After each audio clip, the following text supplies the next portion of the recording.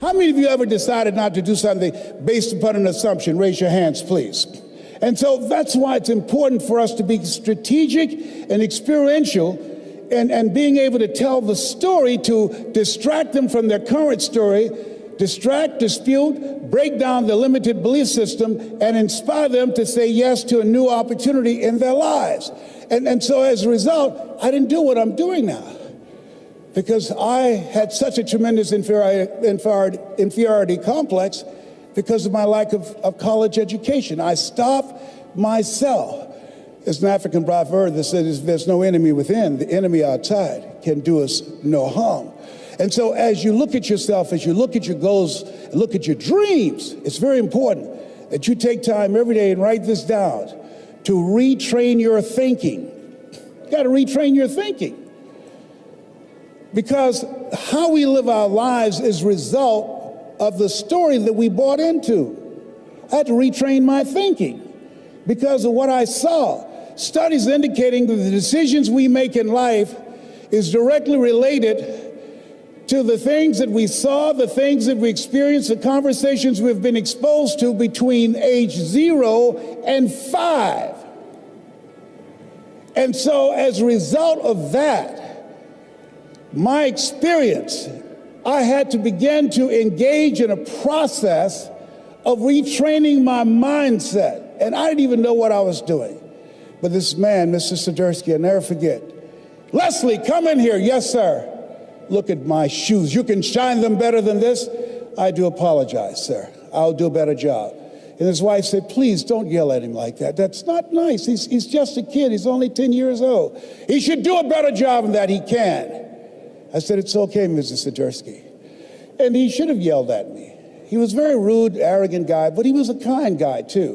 What I loved about him, every day he had a routine. It was his time in the morning he spent working on his mind. And I wanted to be in the office as he was shining his shoes, listening to Earl Nightingale. All of us are self-made, but only the successful will admit it. Listening to Dr. Dennis Waitley, people form habits and habits create futures. Listening to Zig Ziglar, if you give enough people what they want, they will give you what you want. Listening to Jim Rohn, when the end comes for you, let it find you conquering a new mountain, not sliding down an old one. Listening and reading the words of Winston Churchill, the truth is incontrovertible. Malice may attack it, ignorance may deride it, but at the end, there it is. Reading from my favorite book, Be Not Conformed to This World, Be Transformed by the Renewing of Your Mind. Listening to these words help to create a different vision for myself. Some of you are already doing it right now. I'm saying this is a time more than ever that you want to begin to inoculate yourself with positive words, coming to conventions, showing up on meetings, being on the calls, to make yourself unstoppable, to get out of your mind the polluting negative thoughts that's causing most people to go through life being stuck because they're volunteer victims. Somebody said that many people die at age 25 and don't get buried until they're 65 because they got so much garbage in their minds. You are here because you've got a clear vision of what you want and where you're going. Give yourselves a round of applause. Come on, bring your energy level up. Yes, yes. You want more. You want more. You're different. You're different than everybody else. Don't worry if they don't get it. Don't try and convince people to do this business. A person convinced against their will is of the same opinion still. You are not like everybody else. You can walk outside and find pigeons, but if you're looking for eagles, it's going to take you a minute. You are different. It's lonely at the top. How many of you know it's lonely at the top? Raise your hands. It's lonely at the top, but you eat better. That's what I'm talking about. You're different. One great entrepreneur said, I choose not to be a common man. It's my right to be uncommon if I can. I seek opportunity, not security. I do not wish to be a kept citizen, humbled and dulled by having the state look after me. I want to take the calculated risk, to dream and to build, to fail and to succeed. I refuse to live from hand to mouth. I prefer the challenges of life to the guaranteed existence, the thrill of fulfillment to the still calm of utopia. I will never cower before any master, nor bend to any threat. It's my heritage to stand erect, proud and unafraid, to face the world boldly and say, this I have done. You showed up because you're building a business that you can stand and say, I did this. I did this. This is my dream. Give yourselves a round of applause. Yes, yes, yes, yes.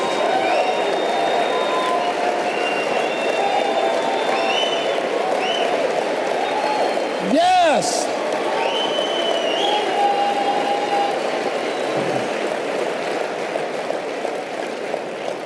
There's something in you that wouldn't allow you to stop. Dr. Howard Thurman, he said there's something in each and every one of you that waits and listens to the voice of the genuine in yourself. It will be perhaps the only guide you will ever have. And if you cannot hear it, all of your life, your days will be spent on the ends of strings that somebody else pulls. And I say to you, the reason you showed up, even though you couldn't afford to be here, the reason you drove hundreds of miles, flew around the world, there's something in you, in your heart of hearts, that said, I'm not going to let anybody pull my strings. It said, I'm going to control my own personal economy. It said, I've got a dream I want to achieve. I want my children to have a choice of the kind of education that they want. That said, I am the captain of my ship. That said, I'm going to control my destiny. And whatever it takes, I'm willing to do the work. Give yourselves a round of applause.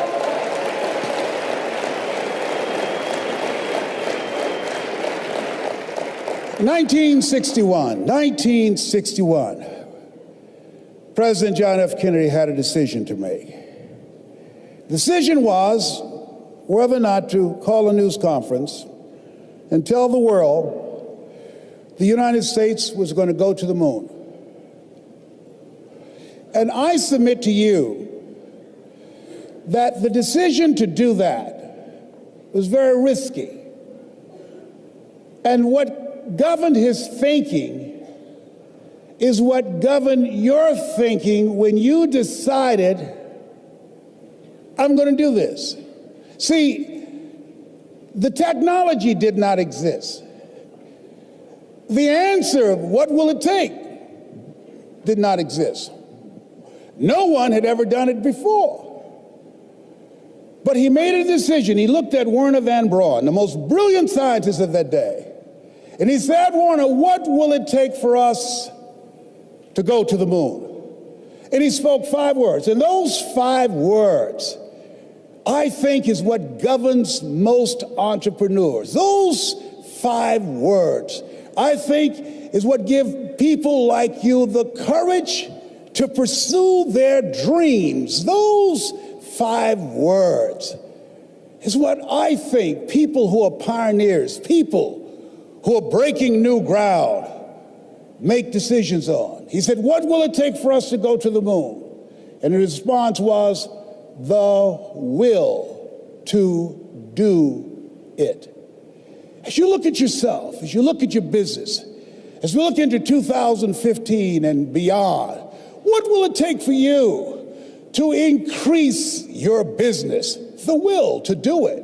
What will it take for you to become more powerful in your presentation skills and be able to increase the number of people, to quadruple your business? The will to do it. What will it take for you when others are quitting because of the rejections, when others are stopping because they just become so discouraged discouraged, and they have creditors breathing down their neck, and they have family members and friends telling them they're a fool. What is it that will allow you to have the mental resiliency to keep on keeping on, to keep your commitment to your commitment, the will to do it? Every time I say it and ask you a question, I want you to say the will to do it. What will it take for you to build your business? What will it take for you to increase your recruiting?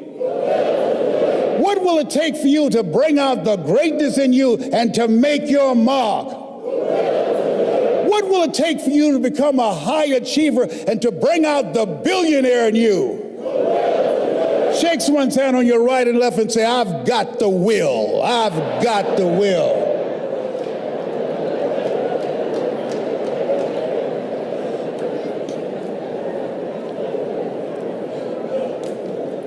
Mr. Washington, this man who taught me, he said, Mr. Brown, you want to make it in life? He said, number one, develop your mind. You don't get in life what you want, you get in life what you are. Number two, develop your communication skills. Once you open your mouth, you tell the world who you are. Three, practice the principle of OQP, only quality people. Let us say together, only quality people. As you think about your goals and dreams, this is not for everybody. You want to build an organization with only quality people. Not people who need more, but people who want more. You want to surround yourself with people that are hungry.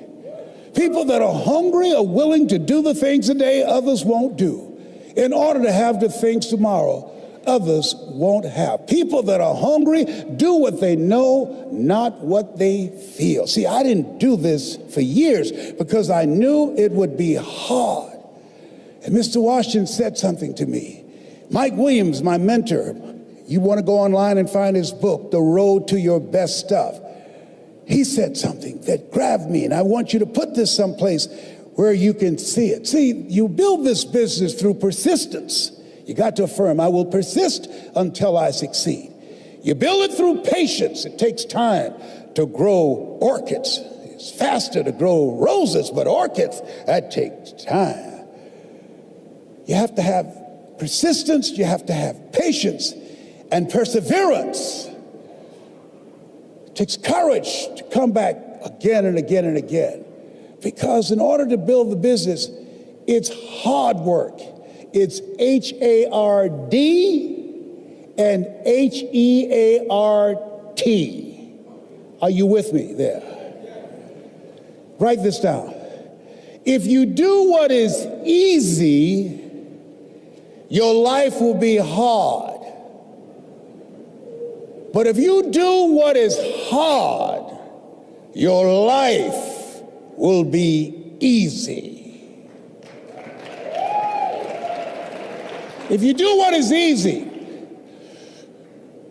point out all this is some pyramid scheme. Oh, I've been talking to people and nobody's interested. I talked to people and they said no. Oh, I've done that before. Come up with excuses. If you do what is easy, always looking for a way to give yourself a pass, to let yourself off the hook, to do what everybody else is doing, a job, the journey of the broke.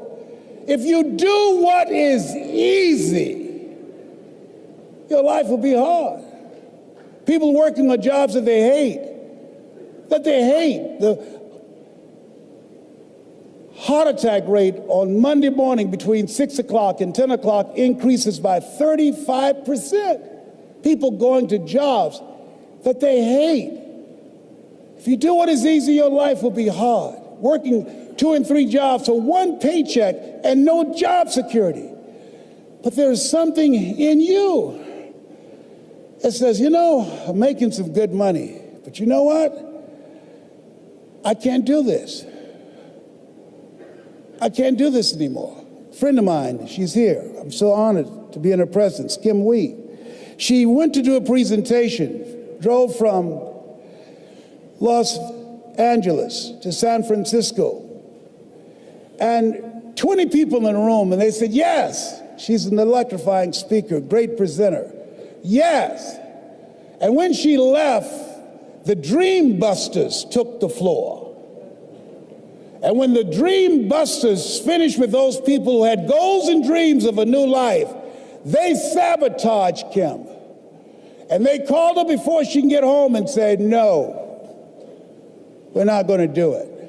And at that moment, she could have quit. Write this down, your private voice. Every entrepreneur, you have two things going for you. You have an energy signature, and some of you will be working with, and you have a private voice. 8 to 9 decisions out of 10 that you make are governed by that private voice. When they called and said no, her private voice said, you're wasting your time. You don't need to do this. Your husband is a doctor. You don't need to do this. You're a mother. You need to spend more time with your child. Get this crazy idea out of your mind. But rather than do that, she started talking to herself. Rather than do that, she started listening to motivational messages that would build herself up from the inside. And as a result of her saying, yes, I can do this, as a result of ignoring the Dream Busters, now she's one of the top 10 producers in the world in multi-level marketing. Give her a round of applause. Kim Wee, stand up. Give her a round of applause. Yes. Yes. In the world. And that's why you are here. There's a voice in you that has said, I can do this. I know others have failed. I can do this. I know others have said that I can't do it. I've had setbacks in life. How many of you had some failures? Raise your hands, please. How many of you had some no's in your life? Raise your hands, please. Shake someone's hand on your right and left and say, make no your vitamin.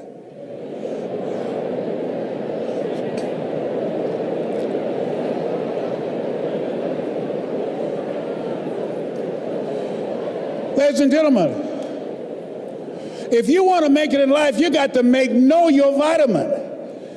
You've got to know every no brings you a step closer to a yes. Anybody can stop because someone said no. But there's something in you, in your heart of hearts, that's saying, I'm not a quitter. There's something in you that says, I've got the will to do it. There's something in you that says, I'm going to find a way. Mr. Brown, what do you want to do with your life, young man? Sir, I'd like to become a disc jockey. Why? Sir, because I want to buy my mother a home. He said, great. Listen to Paul Harvey. Here are my car keys. Go in the car, 12 noon. He comes on every day. Why? Because if you want to be successful, study the people that are doing what you want to do. He's the best in the world when it comes to communication. I suggest to you, as you look at what you want to achieve, look at the top achievers. Understand and know they are only an example. They are not an exception. They're an example of what you can do, because success leaves clues. Follow the system, watch the leaders, and study them. I did that. And he said, Mr. Brown, detoxify your life. Let all the negative people in your life go. Can I change them? No. It's a full-time job changing yourself. He's right. He's right. You can't change people. It's hard changing yourself. And there's some people so negative they can walk into a dark room and begin to develop.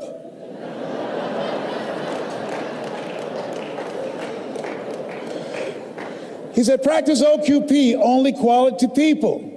He said, I want you to see yourself as a disc jockey. You want to be a disc jockey? Visualize yourself being on radio. You want to be a top performer? Visualize yourself building the business. Visualize yourself coming across the stage, accepting an award for your recognition of your hard work. See it in your mind's eye. He said, I'll give you all your eyes can see. And I had to see myself on stage as I'm presenting right now. I've been here many times before I showed up in my mind. All your goals are achieved twice. First in the mind, then and without. And then finally, he said, Mr. Brown, I said, yes, sir. You want to be a disc jockey? Yes, sir. He said, you got to be hungry. I said, why you keep saying that? He said, people that are hungry are relentless. People that are hungry, unstoppable. People that are hungry, no excuse is acceptable. I said, sir, I'm hungry to take care of my mother. All my life, people have always compared me to my brother because I'm not smart like him. It takes me longer to get things than most people. I have to hear it again and again. But once I got it, sir. I got it. You're the only person that never called me stupid or dumb. You never called me DT, the dumb twin. You look at me like I'm somebody. I've never had a father, and I watch you, and I want to be able to talk like you. I get choked up sometimes because I can't get my thoughts out, sir. But I want to do what you do, and I want to make my mama proud. He said, you can do it, Mr. Brown. I've given you all you can get from me. Now it's on you. If you want to be a disc jockey, go out into the marketplace. I went to apply for a job on Miami Beach. Milton Butterball Smith was the program director. Hello, Mr. Butterball. How are you, sir? My name is Les Brown, sir. I'd like to be a disc jockey.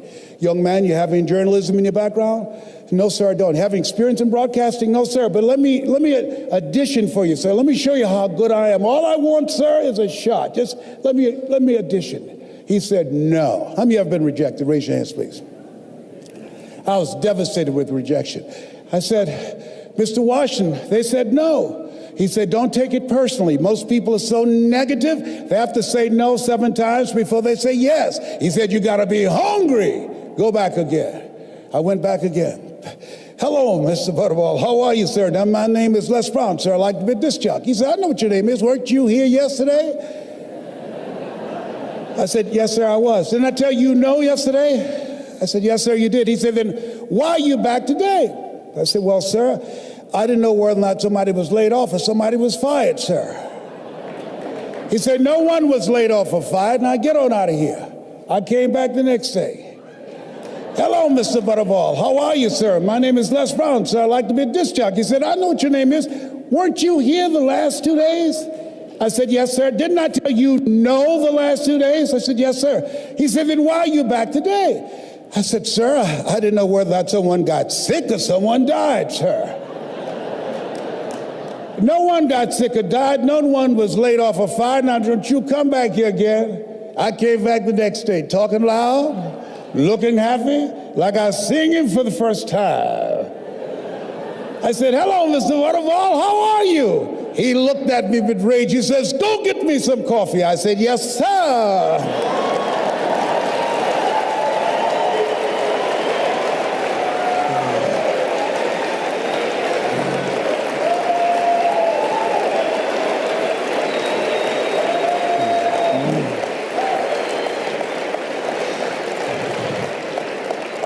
As you think about your goals and dreams, you've got to know your vitamin. I became the errand boy for the disc jockeys. I'd go get their lunch and their dinner, and I'd stand in the control room watching them move their hands, knowing my time will come. Let us say together, I expect to live my dream. I began to serve them. My favorite book says, the greatest among you will be your servant. Learn how to be a good server. And so pretty soon, I was, write this down, building a relationship. People build relationships with people they know, like, and trust, and have proven themselves. And they said, look here, young boy, who cleaned my car today? I did, sir. How much do I owe you? Nothing, sir. You cleaned it inside and out. You waxed it, yes. I don't owe you anything? No, sir. I just wanted to help out. Write this down. Give before you ask. I was giving service. I was giving service first. He said, whoa. Yeah, Donna Ross and the Supremes are coming to town, the Four Tops and the Temptations. Here are my car keys. Pick them up and take them to the Fontainebleau Hotel on Miami Beach. I said, be my pleasure to serve you, sir. I would drive these entertainers all over Miami Beach in the disc jockeys' big long Cadillacs. I didn't have any driver's license, but I'll drive it like a handsome. Then one day, it was a Saturday afternoon, a disc jockey by the name of Rockin' Roger was drinking while he was on the air. He began to slur his words. He got so drunk he was about to fall off the chair. It was a Saturday afternoon, and I was the only one there, looking at him through the control room window, walking back and forth, young, ready, and hungry.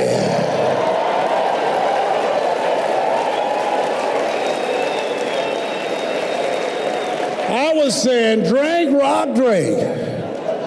Drink, rock. I'd have gone and get him some more if he'd asked me to. Then pretty soon the phone rang. It was the general manager, and I answered the phone. I said, hello? He said, young boy, this is Mr. Klein. I said, I know.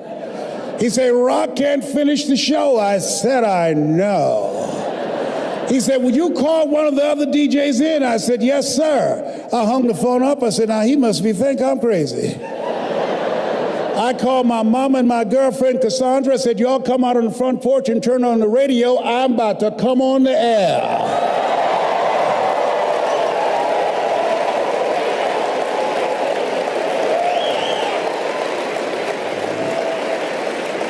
I waited for about 20 minutes, and I called him back and said, Mr. Klein, I can't find nobody. He said, young boy, you know how to work the controls? I said, yes, sir. He said, go in there and segue the record. Don't you say nothing here. I said, yes, sir. I couldn't wait to get old Rock out of the way. I put on a fast record. I said, look out, this is me, LB Triple P. Les Brown, your platter playing papa. There were none before me, and there will be none after me. Therefore, that makes me the one and only. Young and single and love to mingle, certified, bona fide, indubitably qualified to bring you satisfaction and a whole lot of action. Look out, baby, I'm your love man. I was hungry. I was hungry. I was hungry. Hungry. Shake someone's hand and say, you gotta be hungry. Shake someone's hand and say, you gotta be hungry. You gotta be hungry. So I'd like to leave this with you. I don't know what you want to do, but I believe that Zig was right. If you give enough people what they want, they will give you what you want. I believe Jim Rohn was right. When the end comes to you, let it find you conquering a new mountain, not sliding down an old one. I believe Earl Nightingale was right. All of us are self-made, but only the successful will admit it. I believe that Dr. Peel was right. Always strive to get on top in life because the bottom is overcrowded. I believe Mike Williams is right. If you do what is easy, your life will be hard. But if you do what is hard, your life will be easy. So I dedicate this to you, to the dreamer in you. Something my mother used to love to hear me say. Leslie, yes ma'am, mama. Say that thing for me, boy, that makes me feel good. I dedicate this to you because it's one thing to be in the business, but there's something else when the business is in you. You are here because it's in you. It's in your heart. And it says simply this: if you want a thing bad enough to go out and fight for it, to work day and night for it, to give up your time, your peace, and your sleep for it, if all that you dream and scheme is about it, and life seems useless and worthless without it, and if you gladly sweat for it and fret for it and plan for it and lose all your terror of the opposition for it, and if you simply go after that thing that you want with all of your capacity, strength and sagacity, faith, hope, and confidence, and stern pertinacity, if neither cold poverty, famish, or gulf, sickness or pain of body and brain can keep you away from the thing that you want, if dogged and grim you besiege and beset it, with the help of God, you'll get it.